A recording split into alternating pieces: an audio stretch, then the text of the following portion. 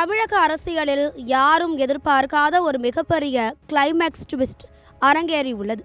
கடந்த 39 ஆண்டுகளாக தமிழக சட்டமன்றத்தில் ஒரு பிரிக்க முடியாத அங்கமாக திகழ்ந்த மு.க.ஸ்டாலின் அவர்கள் 4 தசாப்தங்களுக்கு பிறகு முதல் முறையாக சட்டமன்றத்தில் இல்லாத ஒரு சூழல் உருவாகியுள்ளது. 1989 அவர் முதலில் சட்டமன்றத்திற்குள் நுழைந்தபோது இன்று அவருக்கு எதிராக ஓட்டு போட்ட பல ஜென்சி இளைஞர்கள் பிறந்திருக்க கூட மாட்டார்கள். தனது கோட்டையாக கருதப்பட்ட கொளத்தூர் தொகுதியிலேயே இந்த முறை சிக்னல் கிடைக்காமல் போனது திமுகவினருக்கு ஒரு மிகப்பெரிய ஷாக்கிங் நியூஸ் ஆகத்தான் இருக்கிறது. மறைந்த முதல்வர் கருணாநிதியின் மகனாக அரசியலுக்குள் வந்தாலும் வாரிசு என்ற லேபிளை தாண்டி தனது உழைப்பாலேயே படிப்படியாக உயர்ந்தவர் ஸ்டாலின். மேயர், அமைச்சர், துணை முதல்வர் என பல ப்ரமோஷன்களை பெற்று கடைசியாக முதலமைச்சர் நாற்காலியிலும் அமர்ந்தார். மறைந்த ஆளுமை மிக்க தலைவரான ஜெயலலிதா அவர்களுக்கே சட்டமன்றத்தில் டஃப் கொடுத்த அனுபவம் ஸ்டாலினுக்கு உண்டு. இந்த தேர்தலிலும் 200 தொகுதிகளில் ஜெயிப்போம் என்ற அதீத தன்னம்பிக்கையுடன் ஒரு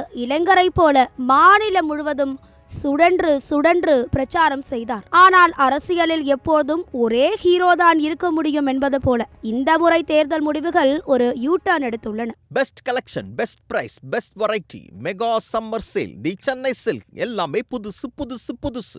அரசியல் விமர்சகர்கள் சொல்வதை பார்த்தால் தமிழகத்தில் உருவெடுத்துள்ள புதிய அரசியல் சக்தியான முதல்வர் விஜயின் வருகைதான் ஸ்டாலினின் கோட்டையை ஒரு மிகப்பெரிய வெடி வைத்து தகர்த்திருக்கிறது. சினிமாவில் மட்டுமல்ல, அரசியலிலும் ஒரு புதிய மாஸ் என்ட்ரி இருந்ததால் பழைய ரெக்கார்டுகள் உடையும் என்பதற்கு இதுவே சாட்சி. 39 வருடங்களாக சட்டமன்றத்தில் ஒலித்து வந்த ஸ்டாலின் அவர்களின் குரல் இந்த முறை ஒலிக்காது என்பது திமுக தொண்டர்களுக்கு ஜீரணிக்க முடியாத ஒரு கசப்பான மருந்துதான். சட்டசபையில் அவரது அரசியல் முதிர்ச்சி இல்லாதது ஒரு வார்டன் இல்லாத ஹாஸ்டல் போல இருக்குமோ என்ற கவலை ஒருபுறம் இருந்தாலும், அவரது இடத்தை சட்டமன்றத்திற்குள் நுழைந்துள்ள அவரது மகன் உதயநிதி ஸ்டாலின் எப்படி நிரப்ப போகிறார் என்ற எதிர்பார்ப்பு மறுபுறம் எழுந்துள்ளது. கலைஞர் கருணாநிதிக்கு பிறகு திமுகவை கட்டுக்கோப்பாக வழிநடத்திய ஒரு தலைவருக்கு தனது சொந்த தொகுதியிலேயே நோ என்ட்ரி விழுந்திருப்பது ஒரு மிகப்பெரிய அரசியல் பாடம். எது எப்படியோ 1989க்கு பிறகு முதல் முறையாக ஸ்டாலின் இல்லாத தமிழக சட்டமன்றம் என்பது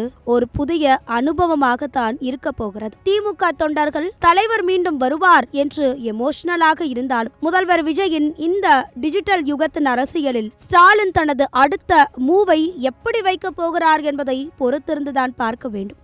best collection, best price, best variety, mega summer sale, the Chennai silk எல்லாமே புதுசு.